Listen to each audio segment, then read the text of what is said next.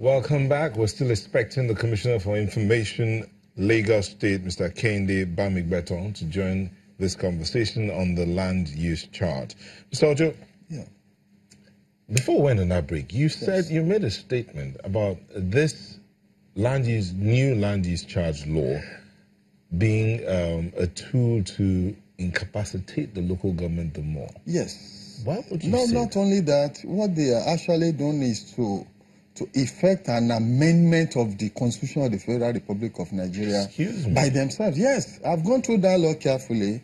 I've seen that the Section 7 of the Constitution has clearly stated that it is local government councils that have the responsibility of collecting, even assessing, tenement rates, anything about properties. And it is very reasonable because properties are at the local level. At the local level there, so it's the local government themselves who know how many houses are on which street. So it is their responsibility. The state can make law that will enable them to perform that responsibility, but not to take over that responsibility. What that law has done is to now compel each local government in writing to delegate their responsibility to the Lagos State government. That is an amendment of the Constitution of the Federal Republic of Nigeria, and Lagos State House of Assembly has no power to amend the Constitution of the Federal Republic of Nigeria. Even if there is an executive bill that has been passed to them, it is their function and responsibility to ensure that they detect that they must not go beyond their powers and then allow that, no, the local council must remain. Because if you look at so many efforts being made, people are trying everything even to scrap the local government. By the time you remove tenement rates from the sources of income of local council, you have rendered them useless. No, but Mr. Ojo, I heard the Commissioner for, was it Finance, during the week on Sunrise Daily, explaining that the state has the apparatus to collect these dues. They are better positioned, they have the infrastructure to be able to do it, and they're doing it on behalf of the local government. Yes. The law does not permit them to do it on behalf. Rather, each local government should be empowered to be able to perform their functions. This is a form of empowerment. This is not an empowerment, because if you look at that law, it's now the state that presides. You know, empowerment is that word empowerment is relative. You can decide to define your own way. Now, the Lagos State government can decide they're empowering them by helping them. By taking over their responsibility. No, we'll collect the money and give it to you. No. If you see the enormous powers invested in the Commissioner for Finance of Lagos State in that law, in fact, local government no longer exists in Lagos State. There is no mention of local government chairman in that entire law. They have no role to play. And I'm saying the Constitution does not permit it. We have to go back. Because that law, as far as I'm concerned, is unconstitutional, and to that extent is void. You've taken half of the statement, so we'll allow the Commissioner for Information, Lagos I'm State, happy he's here with all the information that we already have. To take up the bulk of the rest of the conversation. So he finally made it. Mr. Bamigbetan, welcome. My pleasure. Welcome. Yeah. So I'll start up straight up. He's made two very strong allegations here before you came in. One, that many of the governments of today tax the people to fund their political parties. And this is an avenue to tax the people to fund the political party. One. Two, that this law inadvertently has taken over the duties of the local government and so incapacitates the local government the more. Further. First, I would say the first allegation is erroneous. There is no substance to it, and it should be dismissed, ignominiously. Because government is about responding to the needs of the people. And what we are saying here is that when you take a budget of Lagos State in 2018, and you realize that 22% of that budget is going to education, it tells you something about what that government has discovered about the state of education in Lagos State. it has discovered, for example, that when you take Lagos State University, the fact that it does not have boarding facilities is a major challenge to those students.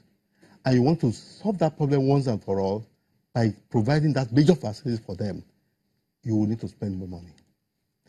And this is one of the reasons why this land use charge has come about? Yes. It speaks to the fact that when you look at our primary schools, the conditions in those primary schools, it's not the best at all for a state of Lagos State. In some classrooms, they're about 101. The teacher-to-student ratio is not enough. Sorry, Honorable, I need to butt in here. Yes, Lagos residents pay education tax. Lagos residents don't pay education tax. Oh, Lagos companies, companies in Lagos State pay education tax. They don't pay education tax. It's managed by the ETF, and the ETF that now distributes to the states. That's how it works. It comes to them. So some money is coming for education. Yeah, but what I'm saying that if for Lagos State where you have 22 million people, and you have a 10 million gap of people of children below the age of 40 who have to be trained for them to be able to be absorbed by the factories and industries and government, for them to become professors, for them to become teachers and lawyers in the future, you need to invest in their education. And what we have right now is not enough for us to be able to do that. And so we need to go back and ask our people who gave us the vote that we need more money to do some of those things. And we need to look at the laws that we have had over time and see which one do we need to tweak, to bring up to date. So I'm saying that unless we understand the vision of where we're going to, the money will become the issue. But the money is not the issue. This government has the capacity so far to just stay where it is and it will cause to victory easily.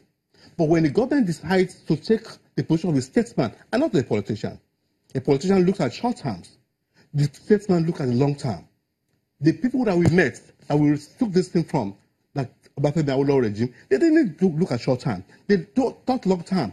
That was why it was possible for a Western region to be doing the first elections in Africa when even several European countries, they didn't have it. They were thinking far ahead of their age. Here, we are thinking of a Lagos, of a smart city, of a mega city. A Lagos where you could have very efficient transport facilities. A Lagos where water will go around. It's an indictment that we are in this country today, and some of these things are not here. And we think that it's a generational issue.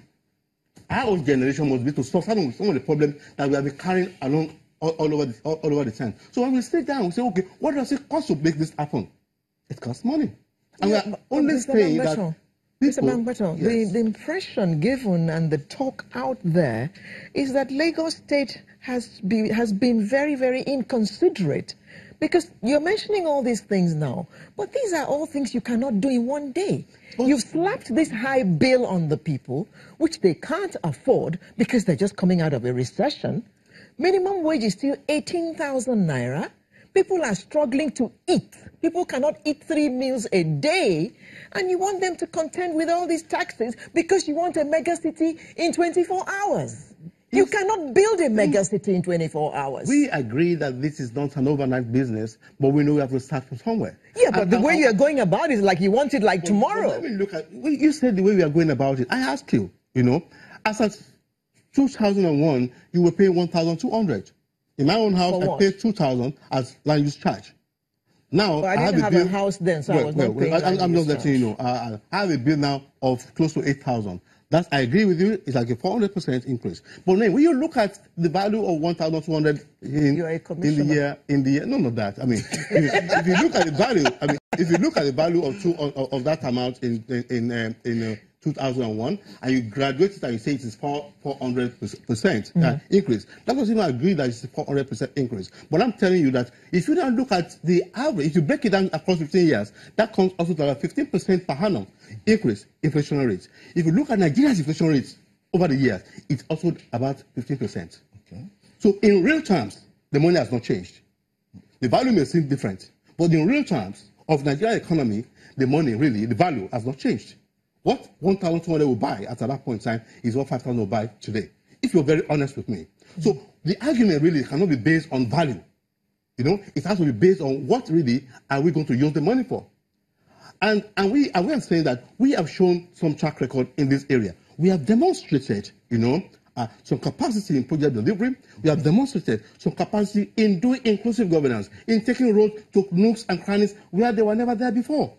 We have tried to do one thing, to respond to our youth population by encouraging the youth through the Employment Trust Fund to go into businesses. We are empowering people every day. And so because we see the things we don't see, we see the big picture.